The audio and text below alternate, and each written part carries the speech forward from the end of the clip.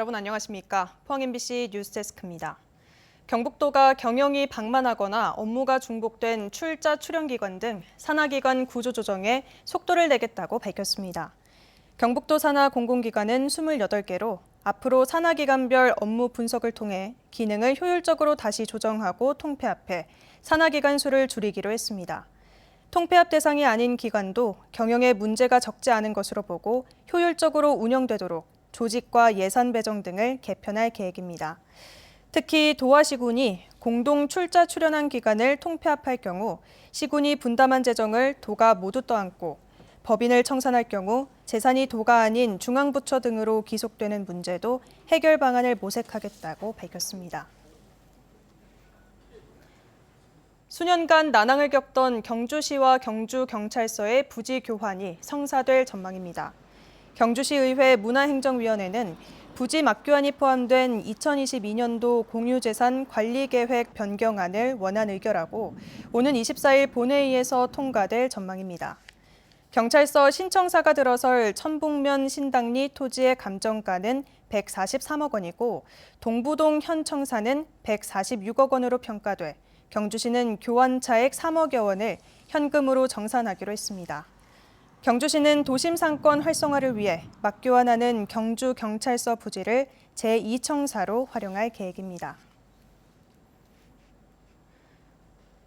코로나19와 러시아 우크라이나 전쟁으로 원자재 가격이 급등하자 지역 제조업체 대부분이 생산 차질을 겪는 것으로 한국은행 조사에서 드러났습니다. 지역 기업들은 오른 비용을 납품 가격에 반영하는 데 어려움을 겪는 것으로 나타나 납품 단가 연동제가 필요하다는 주장이 나오고 있습니다. 양관희 기자가 취재했습니다.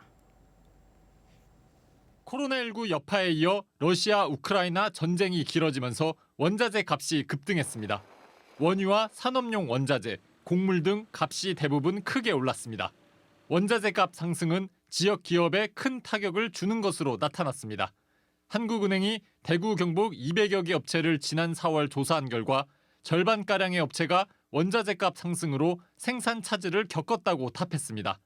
오른 원자재 값을 자신들이 만든 상품 가격에 전액 반영하는 업체는 5%에 그쳤고 전혀 반영하지 못하는 업체는 30%에 달했습니다. 특히 지역 업체는 주로 대기업의 생산 제품을 납품하고 있어 어려움이 큽니다.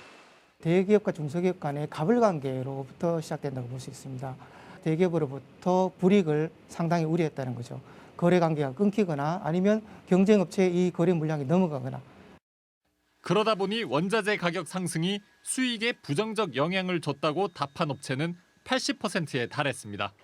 수익에 부정적이라고 답한 지역업체 중 33%는 영업이익이 4분의 1 이상 줄거나 적자로 전환됐습니다. 문제는 원자재값 상승이 장기화할 수 있다는 점입니다. 미중 패권 경쟁에 따라 글로벌 공급망에 차질이 생기고 있기 때문입니다. 그래서 계약 기간에 원자재 가격이 오를 때 이를 반영해 납품 단가를 올려주는 납품 단가 연동제가 도입돼야 한다는 주장이 나옵니다. 판매 가격 조정 대응의 폭은 크지 않은 상황이고요. 판매 가격을 조정하기까지도 기간 자체가 오래 걸리고 있어서 이 기간 동안은 수익성 악화가 불가피한 상황입니다. 정부는 올해 하반기 납품 단가 연동제를 시범 운영해 본 뒤 도입 방안을 마련할 방침입니다. 다만 시장 원리 훼손 등의 반대도 만만치 않은 상황입니다. 납품 단가 연동제가 안정적으로 도입돼 지역업체의 숨통을 트일지 주목됩니다. MBC 뉴스 양관입니다. 한국임업진흥원이 주관하고 산림청이 주최하는 권역별 유통기반 조성 공모사업에 포항시가 선정돼 국비 20억 원을 확보했습니다. 오는 2025년까지 포항시 용흥동 일대에 경상권역 임산물 물류터미널을 조성하고 임산물 유통과 수출 활성화를 위한 거점으로 활용할 계획입니다. 물류터미널에는 선별 포장장, 저온 저장고, 물류장 및 임산물 판매장 등 7개 시설이 들어서 임업인 소득 향상에 큰 도움이 될 전망입니다. 경주시는 내수면 생태 환경 개선과 토종 어류 자원 회복을 위해 형산강 유역에 어린 동남 참개와 은어 6만 마리를 방류했습니다.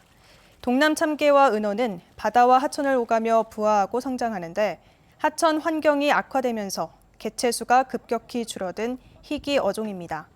경주시는 사라지는 내수면 어족 자원을 보존하고 수 생태계 유지를 위해 방류 토소 거종을 늘려나갈 계획입니다. 푹푹 찌는 더위가 이어지고 있습니다. 오늘 포항은 36.5도까지 올랐는데요. 내일 장맛비가 내리며 기온이 조금 떨어지겠습니다. 조주경 기상캐스터입니다. 그야말로 펄펄 끓는 날씨를 보이고 있습니다.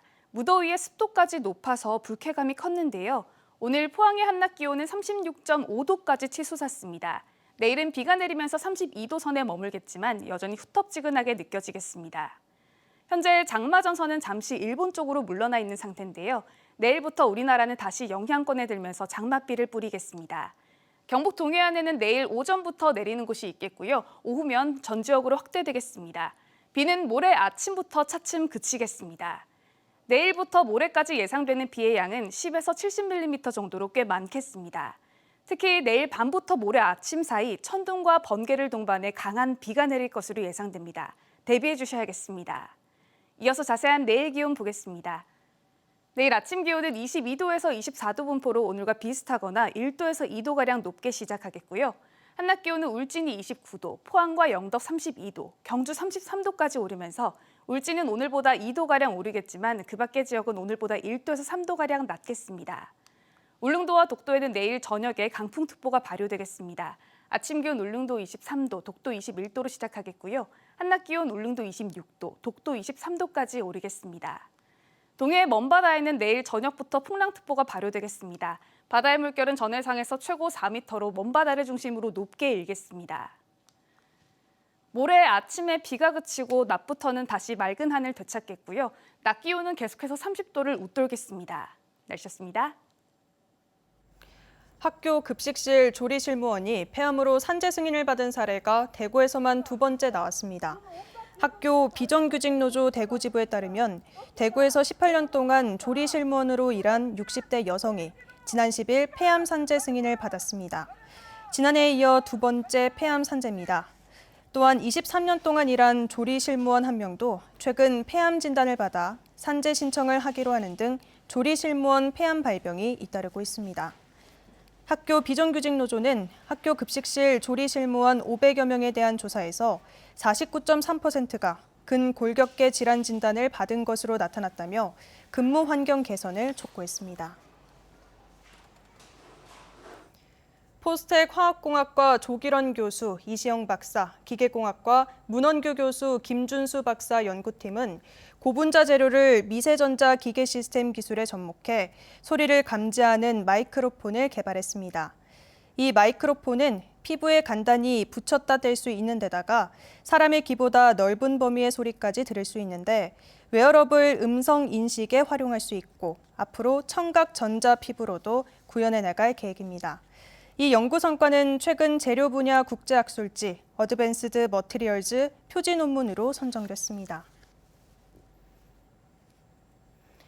올해 처음으로 시행되는 임업 직불금 신청이 7월 한 달간 산지가 있는 읍면동 사무소에서 받습니다. 임업 직불제는 임업 살림의 공익 기능을 증진하고 임업인의 낮은 소득을 보전하기 위한 제도로 지원 대상은 이달 30일까지 임업 경영체 등록을 마친 산지에서 임업을 실제 경영하고 있는 임업인과 농업법인입니다.